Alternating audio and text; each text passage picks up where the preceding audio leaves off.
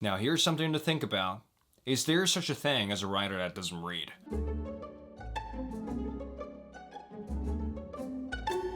Is it necessary to read the Kafkas, or for example, read the Hemingways, or read, list all the classics that you can find from your shelf? So this video is going to be full of unsolicited babbles. This is just me trying to figure out this for myself, because this is a really interesting question to ponder. Can you create great pieces of art without education? And education here is a pretty umbrella term. We're not talking about going to school and studying creative writing, although that can be a part of your writer's education. But I'm really talking about education more broadly here, which is this concept of studying the craft of masters, and then trying to absorb their style, so to speak. That's the kind of education that I'm talking about. Why can't you just write something so original that's not really like found in any of the other stories out there? Why can't you just be a folk artist? David Sedaris, in his masterclass, once mentioned that there are a lot of these folk artists out there that live deep in the woods, they've never been to school, but yet they can take a tree stump and sculpt something that can make you weep. But Sedaris himself said that there are no folk writers. It's kind of a romantic idea,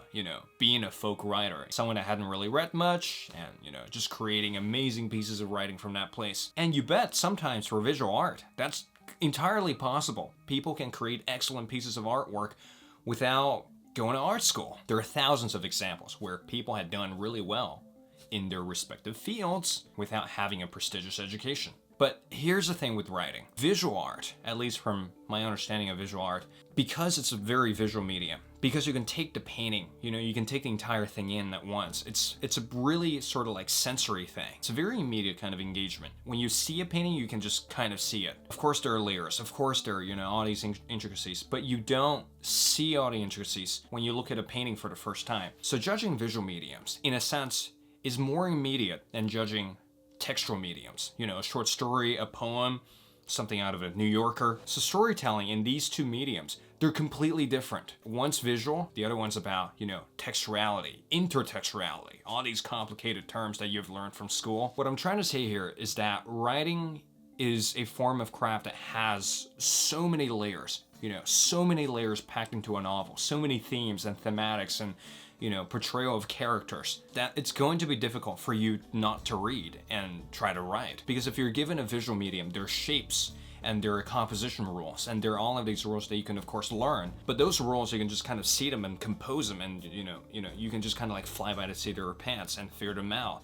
But with writing, some of these rules are so complicated, and some of these rules aren't even, rules that you can learn from a textbook. Some of these rules you have to acquire, or you kind of like have to learn through reading different stories. You have to learn these rules by absorbing the prose of other writers, of like the grand authors, so to speak. You have to kind of study the craft from the perspective of a student.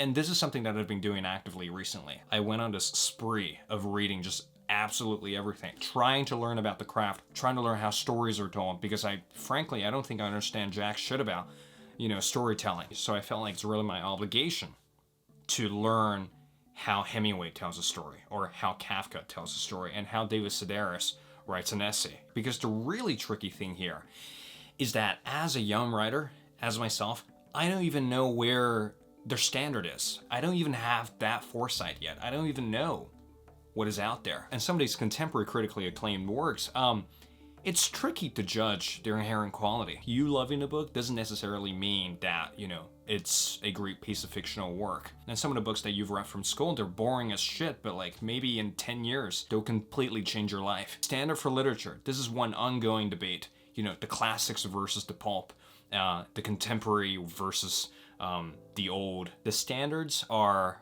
ever morphing, and the rules are ever morphing. To do great creative fiction work, I feel like you kind of have to read just absolutely everything, and somehow derive a kind of education from that. And after you've read a bunch, after you read, stories from New Yorker, and probably some pulp stories from some pulp magazines, this web is going to develop in your head where you can see the world from so many different perspectives. Now all of a sudden you've got foresight, and you've got perspective, and you've got this gift of being able to see what is kind of decent and what is kind of trash. The process of writing will no longer be just kind of like you getting lost in your own little bubble, which is something that I did when I was first starting out. It won't be the process where pages of crap can look like gold, or pages of gold can look like crap in your eyes. By having lots of frames of references, by having lots of points that you can reference from. Hey, here's a story by Kafka, here's a story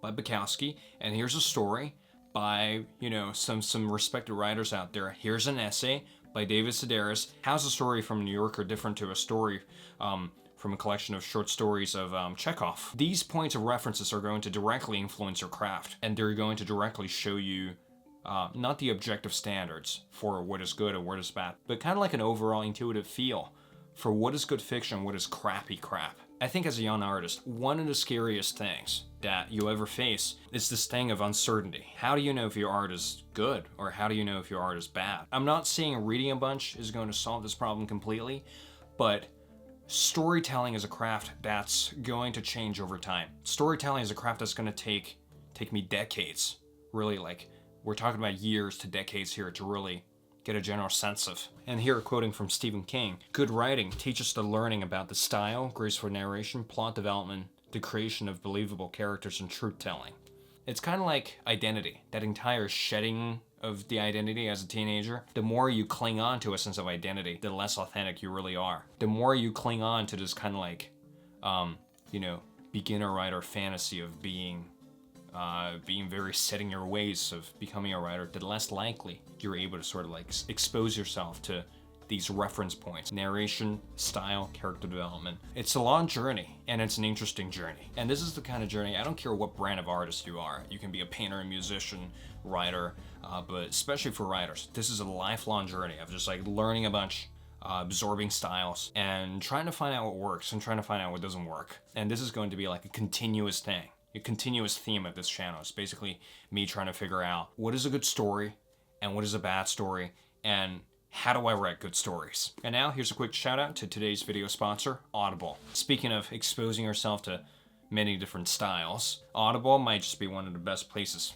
to do that. Nowadays, I spend a lot of time taking train rides, and recently I've been listening to a lot of short stories and a lot of just outrageous stuff. And here are 3 books that I'm going to recommend. The first one is Charles Bukowski's The Tales of Ordinary Madness. Second is the essay collection by David Sedaris. Third book is going to be Stephen King's On Writing, a Memoir of the Craft. Especially this one. This one's actually narrated by Stephen King himself. And, you know, the memoir part is probably my favorite part of the book. The pieces of writing advice in this book are absolutely unreal, but I feel like the real juice of this book is actually in like the memoir-esque part. So if you want a good laugh, if you want a guiding voice for you as a writer, this is the book to go for. And right now you can actually get this book for free by heading over to audible.com/rcwalden, or by texting rcwalden to 500-500 to get your hands on a 30 days free trial for audible.com, where you can actually get this book for free. Each month as a member, Audible is going to give you 1 credit point where you can spend it on whichever book you want. So after finishing Stephen King this month, you can pick up Sedaris next month, and through that process of accumulating different stories from different viewpoints of different artists, can you establish those reference points